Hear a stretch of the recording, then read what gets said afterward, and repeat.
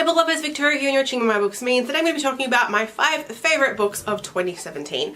I hadn't even thought about doing this video until I saw a whole bunch of people in my subscription feed do it, and I thought I would do it as well. So these are 5 books that I read in 2017 that I really enjoyed, and it just so happens that a lot of them also came out last year. So let's go. Before I do, I just want to let you know that I will link to the reviews of all these books in the description, so you can go check that out.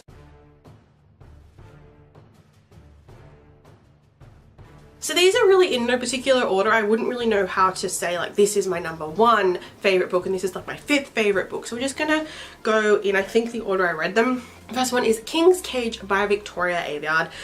Holy god, you guys know how much I love this series, and I'm so excited for Warstorm this year. And this series just keeps getting better and better, and there's twists and turns and revelations, and it's really exciting. And this book is also really interesting in the fact that we not only follow Mare, who is our main protagonist in this book, we've got to read from her perspective in the previous books, because Mare was separated from the rest of the Red Team, the A Team, the Red Army, the Epicness, and Cal. We also follow a character called Cameron, who is back with the rest of the gang, and she is one of the New Bloods.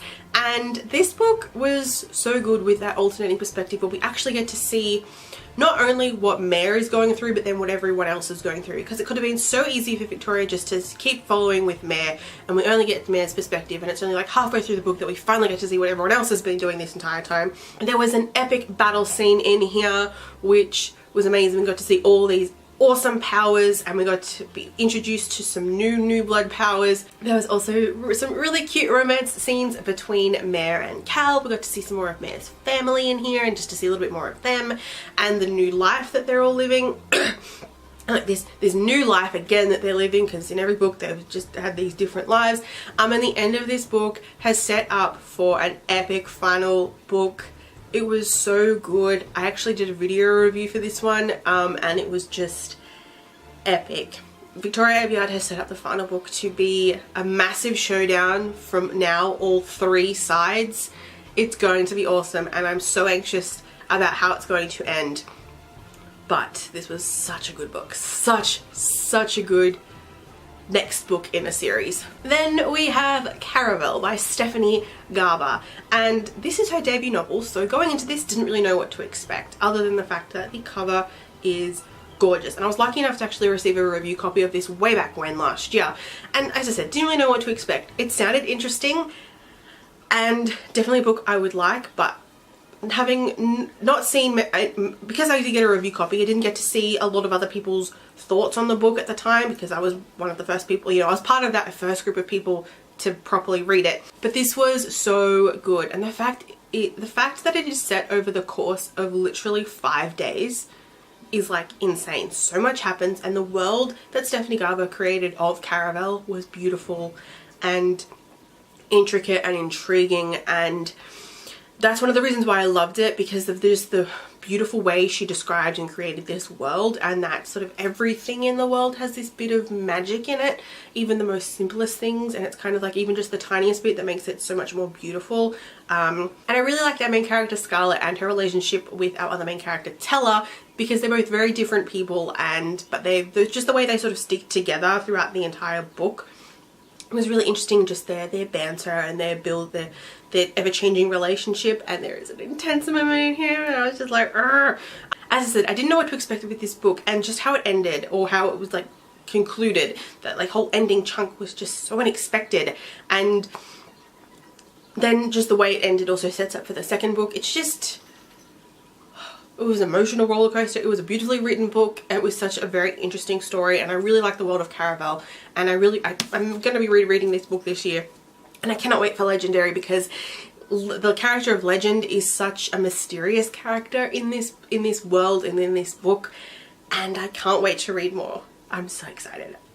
The next book is Frostblood by Ellie Blake. Again, another book, another debut novel that I didn't really know what to expect going into it. Of course, the synopsis sounded intriguing enough for me to want to read it in the first place, but yeah, I didn't really know what to expect, and I was thoroughly surprised, especially with some of the major twists and turns that are in this book and the way this book ended. how it set up the rest of the series. I really like our main character Ruby, who is the Fireblood in this world of people who are Frostbloods and can control ice, and she's like the outcast and she's very much sought after. I love her character especially during her time when she's staying with the monks, and that just her, I don't know, she's a really interesting character, and especially her relationship with our other main character Arcus. And what I really like is that you can sort of tell as you're going along through the story that Arcus is probably going to be her romantic interest, but you kind of can't see it just because of the way their relationship is. They're very much against each other. And you sort of get hints at Ruby maybe showing a bit of interest in him, but at the same time still doesn't really like him, and because he's a very, very, very cold character. Not a pun, like just generally like a cold character. And sort of the start of their romance you get is kind of like a little bit unexpected, because you do kind of not necessarily see it. You think it probably might happen and you kind of want it to happen, but at the same time you kind of can't really see those characters getting it together, and that little spark of romance was really sweet. And just then the plot twists start happening, and I wasn't expecting one of the plot twists in this. It was quite interesting. The confrontation near the end of the book is quite awesome and kick-ass, and again kind of like an awesome battle scene sort of thing. I also really love I love the magic and the history of this book as well, and the world building behind it. It's really quite interesting, and I really need to read the next book. Then we have probably one of my favorite. If I did say what my favorite book, it might have been this one. But this is the only book that came out before 2017 that is on this list. And you'd think I'd probably put the sequel that came out last year, but no, I can't. It's called A Mist and Fury by Sarah J Maas.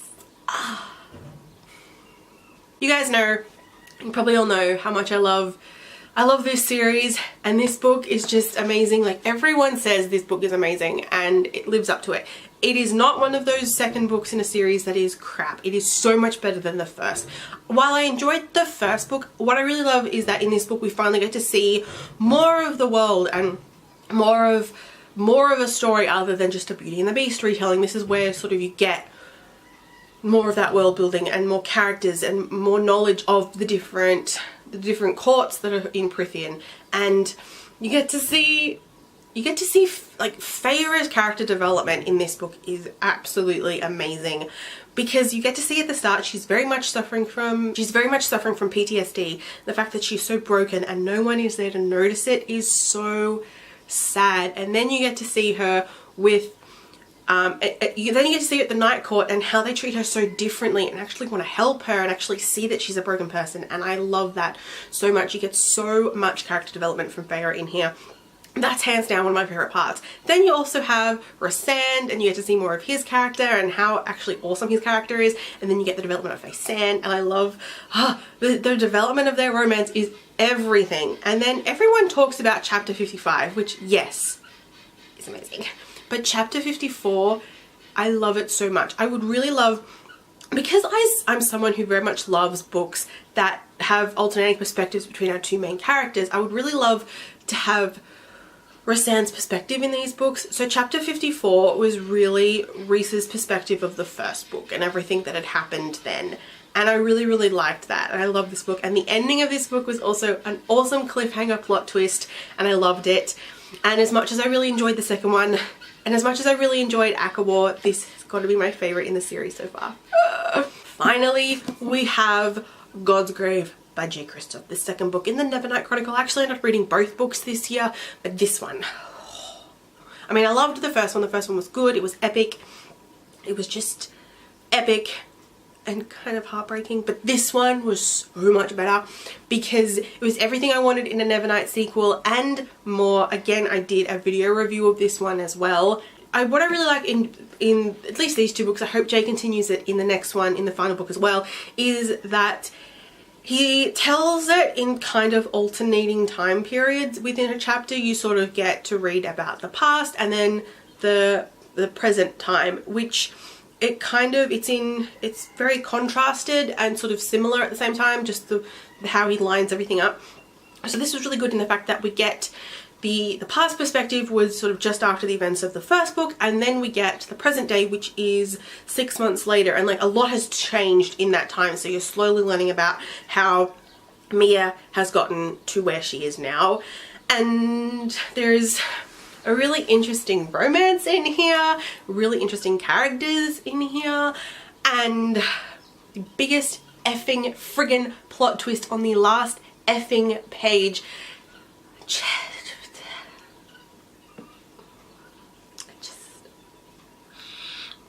I cannot wait for the next book. This book was a bloodbath and I loved it, and I can't wait for the next one, and it better come out at the end of this year because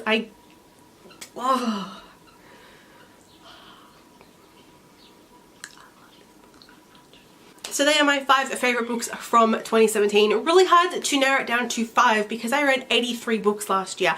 I will link below to, as I said, my reviews of these, including some of the video reviews I did, but mostly the blog ones. Let me know in the comments below, firstly, if you did this video, and if not, just let me know some of your favourite books that you read last year. If you haven't read these books yet, you've got to check them out.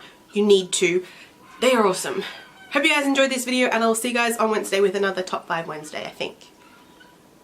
Yes, I will. Bye!